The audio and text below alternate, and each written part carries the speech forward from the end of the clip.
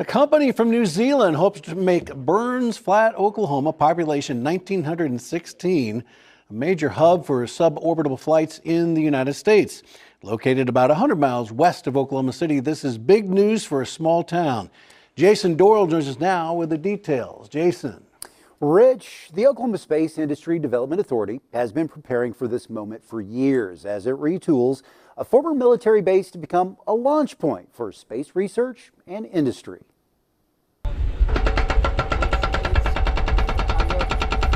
It looks like a lot of activity going on out here. Yeah, so we've got a lot of apron and pavement rehab going on. That's Oklahoma Department of Aerospace and Aeronautics Executive Director Grayson Arties breaking down some of the improvements being made at the Oklahoma Air and Spaceport in Burns Flat ahead of a new private space company from New Zealand bringing its space plane for launches from western Oklahoma into the upper reaches of the Earth's atmosphere.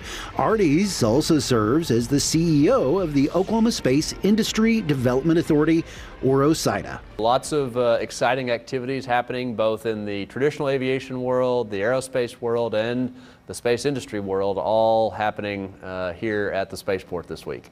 A major part of that exciting news, officials with New Zealand's Dawn Aerospace paying a visit to the future home of one of its spacecraft. What the state of Oklahoma has done with Dawn is something that is truly unique. Obviously, we are fulfilling the original mission of what OETA was intended to be when it was created back in the late 90s, of having horizontal space launch out here at the Oklahoma Air and Spaceport. While much of Oklahoma has been talking about this week's Northern Lights Aurora, here at the spaceport they're talking about Dawn Aerospace's space plane, the Aurora. Aurora is a new space plane that we're developing, and basically what it means is that we operate it like a normal aircraft. So we put it on a runway, we take off from a normal runway, we go all the way up to space, come back through the atmosphere, re-enter, glide, and land, and we can do that many times a day. The goal is to make suborbital spaceflight almost as common as planes taking off at the airport. Our aim is basically to achieve aviation type of reusability, so really be able to reuse the vehicle many, many times. And that's a bit unlike other spacecraft out there. So most of them are single use and they have to be discarded after their launch. With Aurora, we can really tap into the aviation reusability and really start reusing it thousands and thousands of times, which is something that's never been seen before.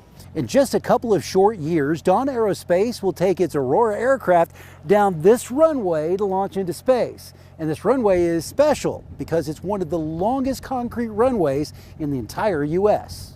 It wasn't always that way. The spaceport was originally a naval air station, which didn't need the long runway. But when it was recommissioned for the U.S. Air Force, a change was needed. When it was reconfigured as a SAC base for the U.S. Air Force, obviously they wanted a very long runway to be able to allow those B-52s to take off on alert during the Cold War, the height of the Cold War, and so that's when they created the 13,500 foot long runway with paved overruns and all the infrastructure that you see that's out here today. The space out here, there's lots of it, so that's really great for us. It was more than the runway which attracted Dawn Aerospace to bring its Aurora program to Oklahoma.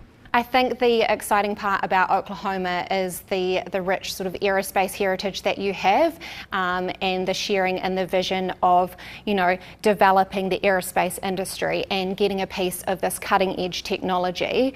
Artie says that goes back to lawmakers' willingness to invest into aerospace in Oklahoma. A lot of investment being made, a lot of new jobs that are going to be created based on some of the private companies that are building out here, and of course, Dawn Aerospace and the space flights are going to come in 2027. Among the other companies using the spaceport, Boeing to test large aircraft, and Kratos Defense, which tests unmanned aircraft systems the company builds in Oklahoma City. Dawn Aerospace is looking to attract companies looking to use microgravity during flights by the Aurora spaceplane. One of the aspects that we look for, particularly on the spaceplane program side and the in-space side, is the aspect of reusability. We want to make access to space accessible, sustainable and reusable. Currently we're really focused on commercializing the research and payload aspect of it, and that's where we think a lot of the current market is. Huishman says there's a lot of interest in conducting research using suborbital aircraft like the Aurora spaceplane. There's many types of research that can be done on the aircraft, and so one of them, which is quite interesting, is something that's called crystal growth. And so what happens is that crystals grow a lot better in microgravity environments, and what our spaceplane can do is essentially go all the way up to space, and it mimics the microgravity that's when you would go to orbit. Huishman says the microprocessor industry is very interested in using microgravity grown crystals in their chip manufacturing. Specifically with the dawn of the AI age, it's something that we are happy to provide. To prepare, the Oklahoma Spaceport is going through $32 million in improvements. This has been the first major investment made in the facility by the state as far back as I can tell. And obviously what you're seeing here today is a lot of the fruits of that labor. Part of that labor is fixing up the runways and other parts of the infrastructure. The runway is shut down for about 7 to 8 months where they do the rehab of the runway. And we have an electrical project going on where all the electrical assets of the airfield are being upgraded.